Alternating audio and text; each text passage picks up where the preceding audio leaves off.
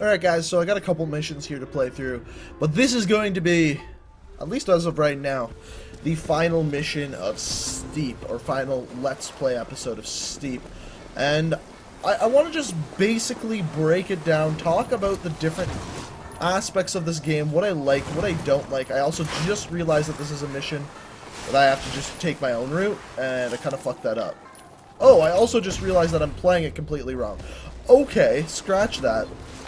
It's a point one. I thought it was a timed one. Alright. But let's talk about this game and what's good, what's bad, what's ugly. Actually, let's start with ugly, because I think there's one thing in this game that's far none worse than anything else in this game. And it's the paragliding. Like, the paragliding is shit. There's no other way in saying that. I was reading the comments and no one, hands down, likes the paragliding. It's quite sad, actually, that they put something so bad in a game that's really quite decent, if you ask me. Also, I have no idea what the gold score for this mission is. Like, I really don't. So I'm just kind of playing it and hoping for the best. So the paragliding, why is it bad? It's just straight up. Okay, first of all, I need to see if I can do something here. Ka-ching, ka-ching. Nice. Let's do this. That might unlock some stuff for us. It's just really goddamn boring. It takes a long time. It doesn't fit with the rest of the game. And I don't really know how to explain that other than that. Because, like, in this game, everything's, like, completely adrenaline related. God damn it. Okay, where am I even going from here? You know what? I'm just gonna... Wait, let me try this again. I'm just gonna do my own thing. Like, I'm literally just gonna... not do that. But everything in this game is completely adrenaline related. Like, even this is just like, do tricks until you get a really good... This is just brutal. I haven't done anything. There we go. Okay, this is horrible. I'm playing horrible. Okay, even this area is just do tricks until you get a high score. There's another area where you race against time. There's other missions where you literally just try to get hurt. And then there's paragliding. And the two types of paragliding missions that there are is one is try to be pretty. Is essentially how I understand it. You just fly and try to get points based on how you look. And I don't know, that's not fun to me.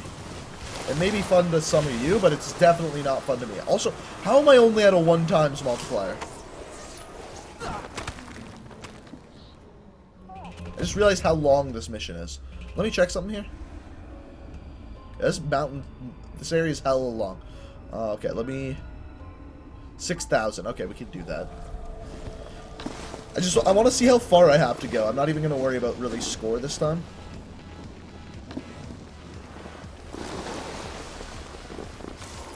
So, what I'm getting at is just, paragliding simply doesn't fit in the game.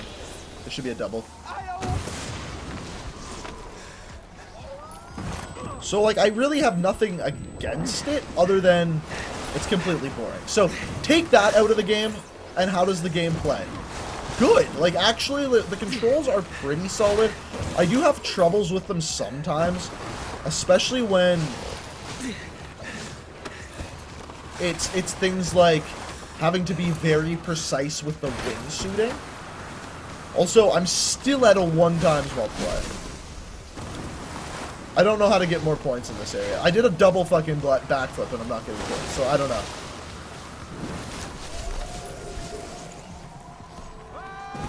I just realized why. This isn't a trick mission.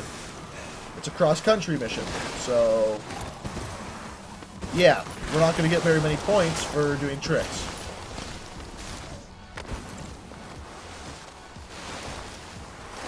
But yeah, so the... taking out the wingsuiting. God damn it, we just ruined everything. Okay, let's just play this mission as a cross-country mission and see how we do. Because I think we'll do a lot better this way. So anyway, how does this mission play as a whole when looking at it in the sense of a snowboarding game? So, the way I explained this in the last episode is I wanted to talk about several different things relating to specifically snowboarding games. Because as far as a snowboarding game goes, I don't really know what I want. Because I'm pretty sure it's pretty clear that when we look at a game like Skate compared to this game, there's a very similar aspect to them with the fact that a lot of people want these games to be more realistic than they were in the past with, like, let's say a Tony Hawk or a SSX. SSX is a perfect example for a snowboarding game. If you guys have never played SSX, what basically SSX is it's a snowboarding game where essentially it's completely impossible. There's like a bonus meter, a meter where the things you do during this are completely impossible to do and completely nonsensical, basically. This game is not like that at all. Also, I have no idea how the point system that I'm currently doing works, but we're doing it.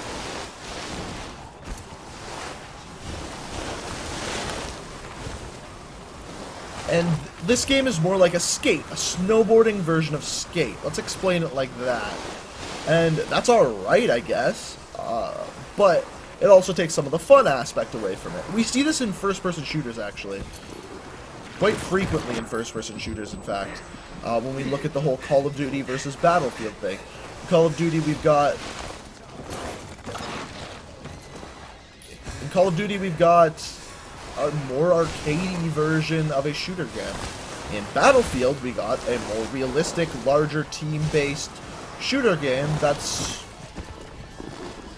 really hard for me to control, apparently.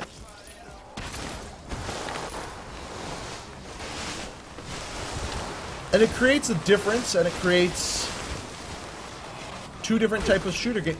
God damn it. Two different types of shooter games that two different types of people will in turn like. Now, the problem with having a different type of snowboarding game, same with skateboarding at this point, actually, it's very interesting to really look at it, because it is actually different like that as well, is the whole fact that there is no competition for these games. So when this game comes out, there's really nothing we can compare it to. Because, let's do this one. Because there's no competition. There's no more SSX games that come out. There's no more Tony Hawk games that come out. So in a game like, let's say, Skate, or this game, comes out, there's nothing at all to compete with it. So, god damn it, I could definitely get gold on this. To say that this game's a bad game is almost next to impossible to say, because as of recently we have nothing to compare it to. So in a way we don't even know if it can be a good or a bad game. Now, there's of course other ways to tell that based on other games we played. For example, controls, for example, gameplay, for example, other snowboarding games I've played in the past. Yeah, we can do better. So, the question you're probably asking now that I'm like almost 10 minutes into this video is this a good game? And there's no real easy way for me to answer that because, first of all, I'm not the best at this game, and I definitely think there's better people to judge this than me. But I used to play a lot of SSX, and I feel like, how am I supposed to do better than I'm doing? Okay, somebody fill me in. Because I'm not even getting close.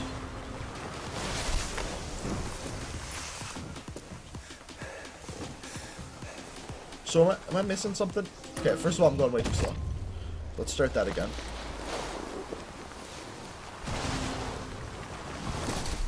Okay. Brutal! I can definitely get a silver. That's the goal here.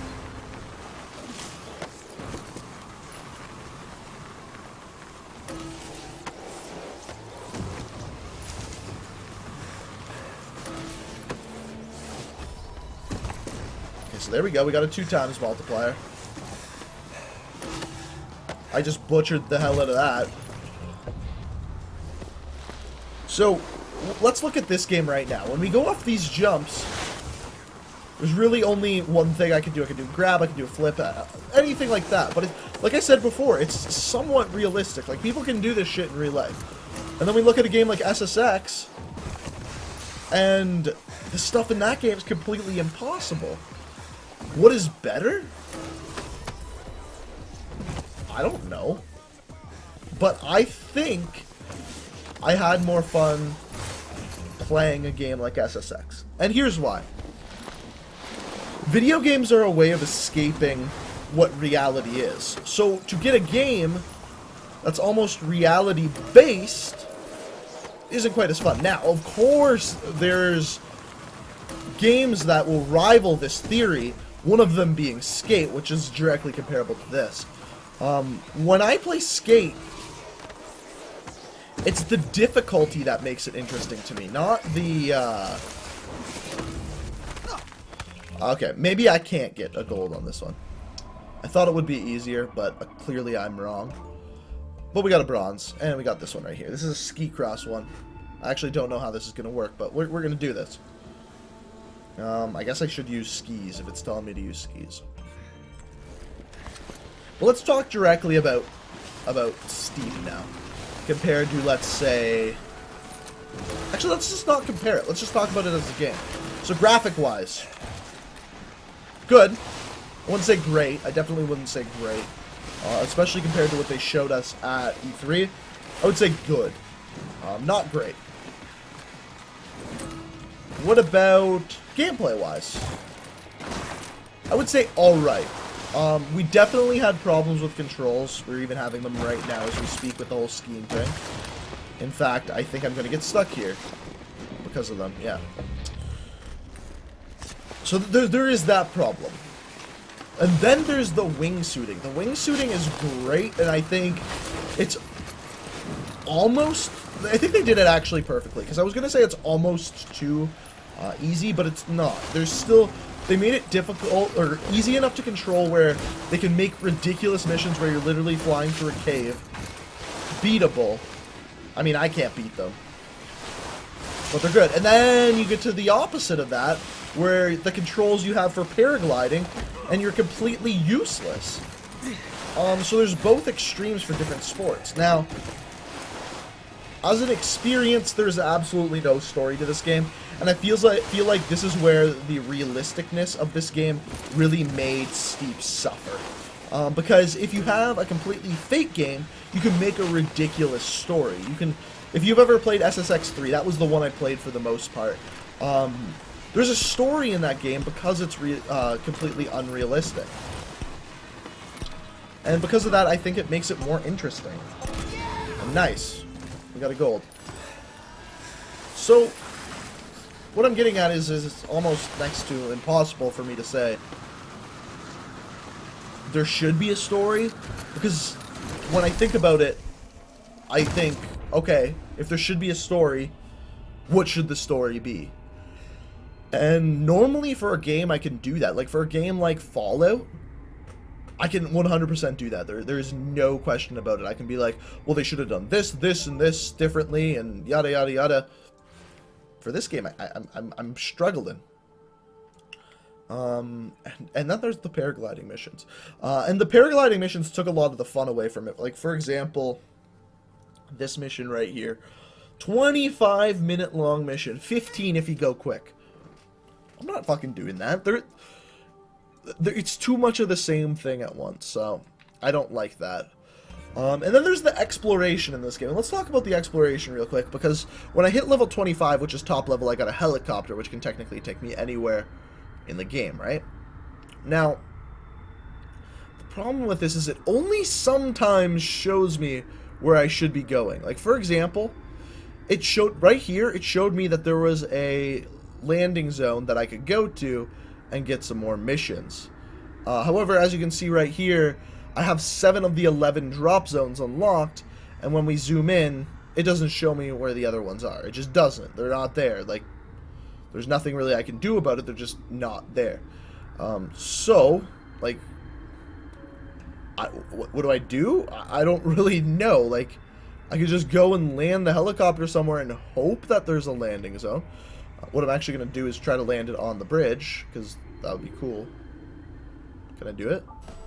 To the Pat of Kings, baby. No, I kind of fucked that up. But we did find a zone. It wasn't a... It was a point of interest, sorry, not a drop zone. So exactly, that's exactly what I mean. So there's the point of interest, and then there's the drop zones. And that was my problem when playing the game to begin with, is I didn't realize that these drop zones were to give me more missions, and I also didn't realize where these drop zones are. See, as of right now, if we go to, let's say, go over here. Maybe. Is it going to pop up?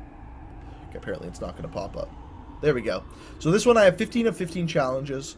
I have 11 of 24 points of interest, and then I'm missing 3 drop zones. Can you see where these drop zones are? I can't. Like, we got a point of interest there, but that's not a drop zone, right? So I don't really know where to go next. Like, there's no solid evidence for me to do anything of that. So overall, what do I rate this game? I don't really know. Sweet. To be honest with you, the Now to wall. go Let's go check her there. out, see what rad thing she's got going on over there. The hell's the wall? Another thing with this game we can talk about is the sponsorship thing. The sponsorship thing is just odd. I'm close enough to a drop zone to unlock it? Where? Am I? Are you sure?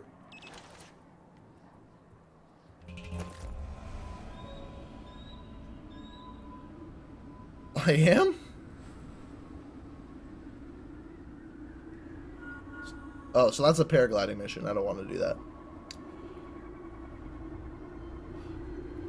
But to answer, I think the hardest question out of any of this is the game affected because there's no story? Because there really isn't. There's the story missions, but, I mean, that's not a goddamn story, let's be honest. If I change the time of day, is the weather going to change? No? Because it said I was close to a drop zone, didn't it?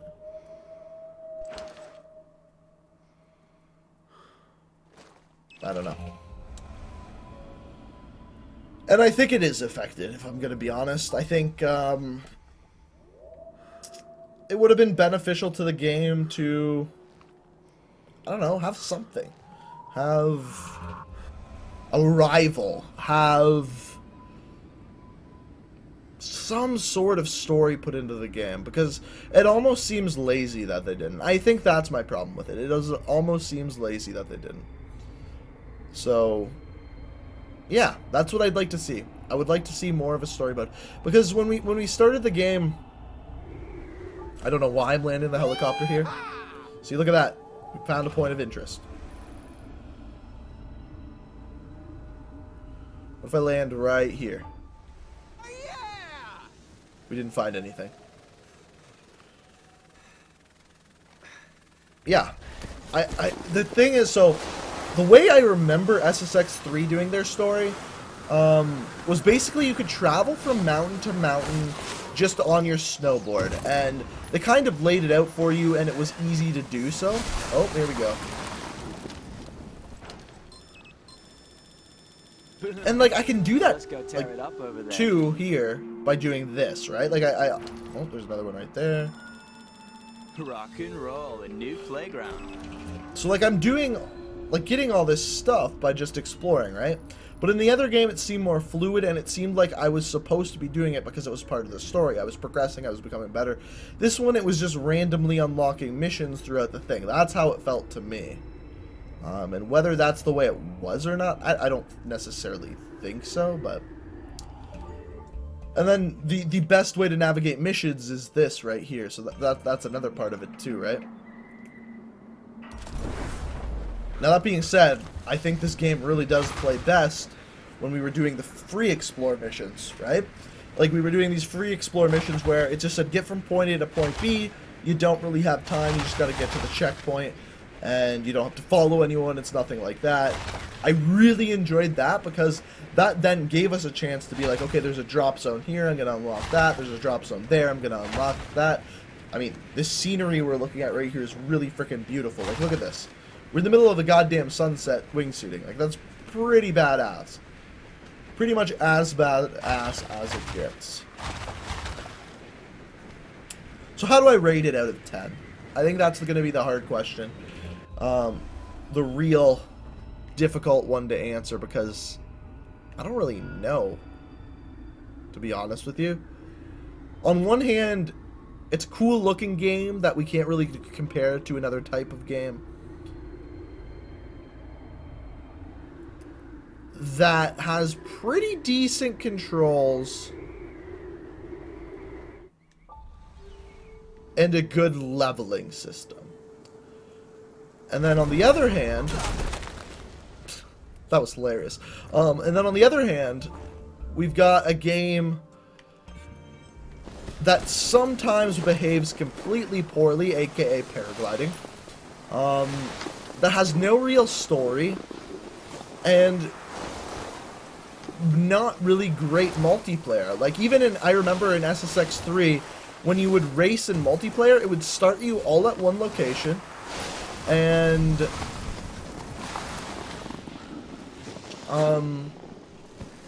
it would be okay. Now, there's a whole nother issue that we haven't even got to, and that issue is the fact that they released the game with content that you can only get if you had the season pass, and I'm not okay with that. I mean, it's to boost pre-orders, I get that, you need to, your company, you need to make money, but seriously, like, you don't need to release the game with, we're gonna try Paragliding mission. You don't need to release the game with less content because you want to sell more season passes. That's goddamn ridiculous.